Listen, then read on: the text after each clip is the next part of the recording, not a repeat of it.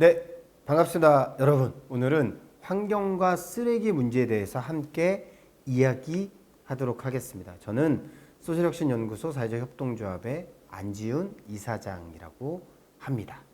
오늘 우리가 함께 이 환경과 쓰레기 문제에 대해서 이야기할 텐데요. 먼저 쓰레기 문제의 정의에 대해서 살펴볼 겁니다. 쓰레기 문제의 정의라고 하면 쓰레기가 뭔지, 또 폐기물이 뭔지 이런 등등의 이야기를 함께 나눌 거예요. 그리고 이 쓰레기 문제에 대한 심각성을 우리가 함께 얼마나 심각한지, 이게 왜 심각한지 살펴보도록 하겠습니다. 네, 어렵지 않겠죠? 네, 그렇게 우리 함께 살펴보도록 하겠습니다. 먼저 쓰레기의 정의예요. 쓰레기는 뭘까? 여러분들 생각하시면 쉽게 아실 수 있어요. 불필요하거나 쓸모가 없어서 버려야 될 것이 뭐다?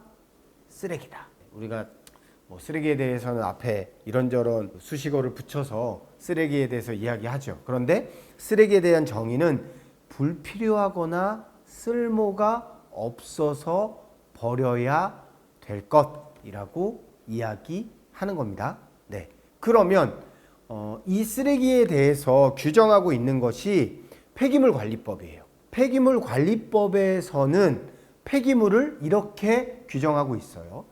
폐기물이란 쓰레기, 연소제, 오니, 폐유, 폐산, 그리고 또 뭐예요? 폐알칼리 및 동물의 사체 등으로서의 사람의 생활이나 사업 등에 필요하지 아니하게 된 물질을 말하는 겁니다. 오니는 뭐죠? 오니? 우리가 하수 처리장이나 공장에서 오염된 물을 처리하면서 찌꺼기가 남게 되는데 그 찌꺼기, 그걸 이제 슬러지라고 하거든요. 그것을 오니라고 합니다. 폐유는 버려지는 기름이겠고요. 폐산은 산업 공정에서 발생한 사용 불가능한 산성 폐액을 폐산이라고 해요. 나머지는 이해되셨죠? 그래서 폐기물관리법에서는 이 폐기물을 쓰레기 플러스 이런 것들을 이야기하는 겁니다. 그러면 이 폐기물이란, 우리가 법에서는 쓰레기라고 하지 않고 폐기물이라고 하니까요. 폐기물을 나누어서 볼 수 있어요. 크게 두 가지로 나누는데, 하나는 생활 폐기물과 사업장 폐기물. 생활 폐기물은 왠지 우리가 일상생활에서 만들어 놓은 쓰레기 같죠? 맞습니다. 여러분들이 생활하면서 발생시키는 쓰레기를 생활 폐기물이라고 해요. 그리고 사업장 폐기물은 크게 또 세 가지로 나누는데요. 지정 폐기물, 건설 폐기물, 사업장 일반 폐기물로 나눠요. 그리고 사업장 일반 폐기물은 사업장 생활계 폐기물, 그리고 사업장 배출 시설계 폐기물로 나눕니다. 왜 이걸 나눌까요? 그것은 바로 우측편에 제가 써놨죠. 생활계 폐기물을 구분하기 위해서입니다. 생활계 폐기물, 그러니까 우리가 보통 쓰레기라고 말하는 것은 생활 폐기물과 사업장에서 배출되는 사업장 생활계 폐기물이 합쳐져서 생활계 폐기물이 되는 거예요. 이해되셨나요? 네. 그래서 여러분들이 분리배출을 한다라고 하면 이 생활계 폐기물을 줄이는 거죠. 그러면 이런 폐기물의 분류가 어떻게 분포되어 있는지 우리가 살펴볼게요. 잘 보시면 건축 폐기물이 42.5%로 차지하고 있어요. 그리고 배출 시설계 폐기물이 43%, 그리고 나머지 11.5%가 생활계 폐기물입니다. 다시 말하면 우리가 배출하거나 또는 가게, 일상적인 가게에서 배출되는 폐기물은 11.5%, 전체 쓰레기 양의 11%밖에 되지 않아요. 나머지는 건설 폐기물이라든지 배출 시설계 폐기물이 차지하고 있습니다. 그러면 이것이 어떻게 배출되는지 2016년부터 2021년까지의 폐기물 종류별 발생 추이를 좀 봤는데요. 2016년도에는 1억 5천만 톤 정도의 쓰레기가 발생하죠. 그리고 2021년도에는 1억 9천만 톤, 약 2억 톤 정도, 2억 만 톤 정도의 쓰레기가 발생하게 돼요. 그렇죠, 여러분? 그러면 얼마나 늘어난 거죠? 예, 한 25, 6% 정도 늘어났어요.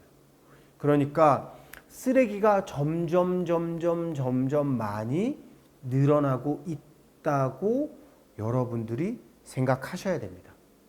이건 좀 자연스럽게 생각이 되시겠죠? 네, 그래서 이런 쓰레기들을 우리가 어떻게 처리하는지 봤어요.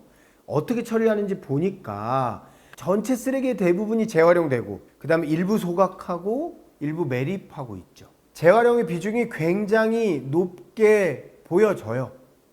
맞나요? 그런데 저 정도 수준은 아닙니다. 우리가 보통 대한민국의 쓰레기 재활용 비율이 86% 정도로 이야기하는데요. 실제로는 그거보다는 조금 낮은 수준이라고 합니다. 물론 전 세계적으로 본다면 꽤 높은 수준이긴 해요. 그럼에도 불구하고 우리가 해야 될 것은 여전히 쓰레기를 매립과 소각이 아닌 재활용해서 활용할 수 있는 방법을 찾아야 되는 겁니다. 이런 폐기물이 지속적으로 증가하는 이유는 폐기물이 일반적으로 산업이 성장하고 국가가 발전하는 과정에서 폐기물이 지속적으로 증가하게 돼요. 그리고 두 번째는 쓰레기 수출이 지금 억제되고 있어요. 2018년도에 중국은 쓰레기 폐기물 수입을 중단했습니다. 그리고 지금 많은 동아시아의 국가들이 쓰레기 폐기물 수입을 굉장히 경직되게 해석하고 점점 그 해당 수출 장벽을 높이 쌓고 있어요. 우리가 가지고 있는 많은 쓰레기들을 사실은 수출하거든요. 그리고 수도권에 있는 쓰레기 매립장의 직매립이 금지되면서 이 쓰레기 문제가 지속적으로 벌어지고 있는 겁니다. 그러면 우리가 이 쓰레기 문제, 이 폐기물 문제의 핵심이 뭘까라고 여러분 생각하면 뭘 것 같아요? 바로 플라스틱 사용입니다. 그래서 우리가 플라스틱 폐기물이 얼마나 발생하는지를 좀 찾아봤어요. 네. 건설, 그리고 생활계, 그리고 배출시설계 이런 데서 쓰레기가 많이 발생하죠. 플라스틱이. 네. 건설은 점점 적어지고 있습니다. 예, 건설 자재들이 점점 적어지고 있다는 거죠. 그러나 배출시설계나 생활계에서는 여전히 플라스틱이 많고 그 플라스틱이 늘어나고 있습니다. 잘 보세요, 여러분. 여러분들 2021년도 우리가 그래프를 봤을 때 1억 9천만 톤의 쓰레기가 발생했죠. 그 중에 플라스틱이 얼마죠? 네, 1억 한 2천만 톤 정도의 쓰레기가 바로 뭐다? 플라스틱 폐기물이에요. 그만큼 플라스틱이 전체 폐기물에 차지하는 비중이 높다는 겁니다. 그리고 우리가 1인당 배출하는 플라스틱은 더 많아지고 있습니다. 그래프를 보면요, 한국이 세 번째 정도 되는데요, 1인당 67.41kg 정도의 쓰레기를 연간 배출하고 있습니다. 엄청나죠? 네.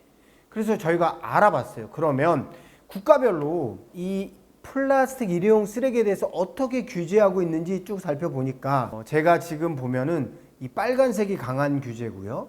점점 색이 어두워질수록 규제를 안 하는 거예요. 그리고 제일 좌측편에 있는 게 한국, 그 다음에 EU, 캐나다, 그리고 어디죠? 나머지는 독일입니다. 그렇게 보시면 되고요. 그래서 비닐봉투에 대해서는 캐나다나 독일에서는 강력한 규제를 펼치고 있어요. 그리고 스티로폼 용기에 대해서도 한국, 캐나다, 독일이 강한 규제를 펼치고 있고요. 플라스틱 빨대에 대해서도 한국, 캐나다, 독일이 규제를 펼치고 있습니다. 그러나 다른 영역, 플라스틱 컵이라든지 플라스틱 뚜껑이라든지 또는 플라스틱 용기에 대한 규제들은 한국은 여전히 문제가 많습니다. 우리가 이런 부분을 한번 고찰해 봤으면 좋겠습니다. 그러면 이 플라스틱 폐기물이 우리에게 어떤 위험을 주는지 제가 조금 살펴봤습니다. 전 세계 플라스틱 폐기물 63억 톤 중에 재활용되는 플라스틱의 비율은 몇 프로다? 6%밖에 되지 않아요. 그리고 그 플라스틱 중에 많은 경우는 매립되거나 자연 환경에 유입됩니다. 79% 정도가요. 그리고 하루에 한국에서 나오는 플라스틱 쓰레기가 5,000톤이 넘고요. 한국이 1인당 연간 플라스틱을 소비하는 것이 점점 늘어나고 있는데요. 이제는 132kg까지 늘어나고 있습니다. 엄청난 문제죠. 자, 그리고 이 플라스틱은 바다로 가면 훨씬 더 심각해지는데요. 매년 전 세계적으로 소비되는 비닐 봉지의 수가 5조 개 정도 되고요. 이 플라스틱 햇빛에 삭으면 온실효과가 이산화탄소보다 강력한 이 메탄이 방출하게 되고요. 플라스틱이 전 세계 온실가스 배출량에서 차지하는 비중이 3.8%나 됩니다. 또한 플라스틱 소각 시 발생하는 발암물질이 엄청나게 강한 독성을 만들고 있는데요. 청산가리보다 10,000배나 강한 독성을 뿜는다고 합니다. 그리고 매 분마다 구입되는 플라스틱 물병 수는 10만 개 정도 되고요. 앞으로 2050년도에 바닷속의 물고기와 플라스틱의 비율을 따져보면 이제 5대5가 된다고 해요. 2050년도의 이야기입니다. 앞으로 몇 년 남지 않았습니다. 자, 그리고 해양 쓰레기에서 플라스틱이 차지하는 비중이 90% 정도 되고, 바다에 버려진 플라스틱으로 지구를 쭉 뺑 둘르려면 지구를 400바퀴 정도 돌아야 된다고 합니다. 그리고 한 해 동안 전 세계 바다로 유입되는 플라스틱 쓰레기는 800만 톤 정도가 되고요. 연간 바다에서 버려지는 담배꽁초 수는 수없이 많고, 이것이 해양 쓰레기의 1등이라고 해요. 담배꽁초가요. 그러면 이런 플라스틱이 오염되고 산화되고 깎이고 작아지면 미세 플라스틱으로 만들어지는데요. 이 미세 플라스틱은 5 마이크로미터 이하를 나타내요. 그래서 보시면 제가 왼쪽 편에는 1 나노미터라고 되어 있고 오른쪽 편에는 5 마이크로미터라고 나와 있죠. 그렇죠? 그래서 오른쪽에 갈수록 플라스틱 입자가 큰 거고요. 왼쪽 편에 갈수록 작아지는 겁니다. 미세 플라스틱은 잘 보시면 소화기관도 흡수하고 림프액도 흡수하고 림프액에서도 흡수가 된다는 겁니다. 그 다음에 기관 간의 흡수도 가능하다는 거예요. 엄청나게 위험한 거죠. 그래서 제가 표를 하나 더 준비했는데요. 왼쪽 편에 보면은 물리적인 영향, 오른쪽 편에 보면 화학적인 영향을 나타내요.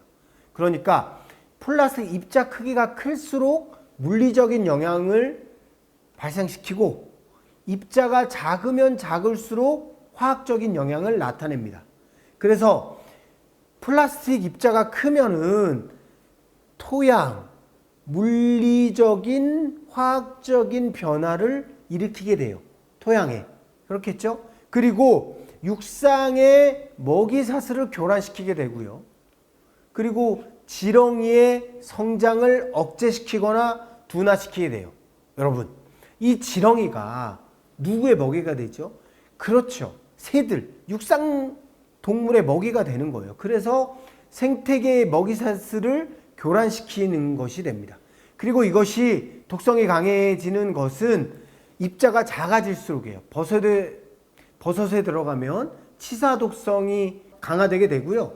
세포의 독성도 강력하게 촉진하게 되는 것이 이 미세 플라스틱입니다. 우리가 일주일 도시에서 살면 여러분들이 이 카드 한 장 정도의 플라스틱을 여러분들이 흡수하게 됩니다. 심각하죠? 우리가 멀게 느꼈던, 정말 우리라는 관계없게 느꼈던 이 플라스틱이 미세 플라스틱으로서 우리의 식탁까지 영향을 주고 있다는 겁니다. 잘 보세요. 플라스틱 쓰레기가 작아지고 퇴적되게 돼서 미세 플라스틱으로 만들어지게 되는 경우도 있고요. 아예 우리가 쓰는 샴푸나 린스에 이 마이크로비드 같은 것을 함유하는 경우도 있어요. 그러면 이 미세 플라스틱이랑 마이크로비드 같은 경우는 어떻게 되죠? 네, 바닷물에 직접 유입이 되게 돼요. 그러면 고래나 바다 식물들이 괴롭게 되죠. 먹이로 오인해서 그것들을 먹기도 하니까요. 그렇죠? 그러면 미세 플라스틱을 잡아먹는 플랑크톤이라는 해양식물이 있고요. 해양 동식물이 있고요. 이것을 먹으면서 우리 어류들이 삶을 지탱하기 때문에 결국 우리의 밥상에 올라가는 이 생선에는 이런 미세 플라스틱이 여전히 만들어지게 되는 겁니다. 이해되셨나요? 네. 그래서 이것이 심각한 거예요. 우리가 보통 환경의 쓰레기 문제를 이야기할 때 환경 심각해. 그리고 쓰레기 문제 굉장히 심각한데 그것은 환경 쓰레기 문제야 라고 1차원적으로 이야기하는 경우가 많은데요. 대부분의 환경 문제는 쓰레기 문제이고요. 이 쓰레기 문제는 뭐로 귀결된다? 네, 마이크로 플라스틱으로 귀결돼요. 이해되셨나요? 네, 여러분 오늘 우리가 일상을 살면서 쓰레기가 그냥 더러운 것, 버려지는 것 정도로 생각했을 거예요. 그런데 내가 오늘 배달해서 먹는 이 일회용 쓰레기, 내가 카페에 가서 빨대를 받느냐 받지 않았느냐가 플라스틱 쓰레기를 더 많이 생산하느냐 생산하지 않느냐와 관련이 있는 겁니다. 오늘 우리 환경적 실천을 하루 하면 좋겠어요. 오늘 카페에 가서 또는 우리 집에서 배달 음식 하루 안 시켜 먹고 카페에서는 빨대 주문 안 해보고 일회용품 대신 우리 컵이나 이런 것을 활용해 보는 것도 아주 좋은 방법 같습니다. 네, 여러분 지금까지 고생하셨고요.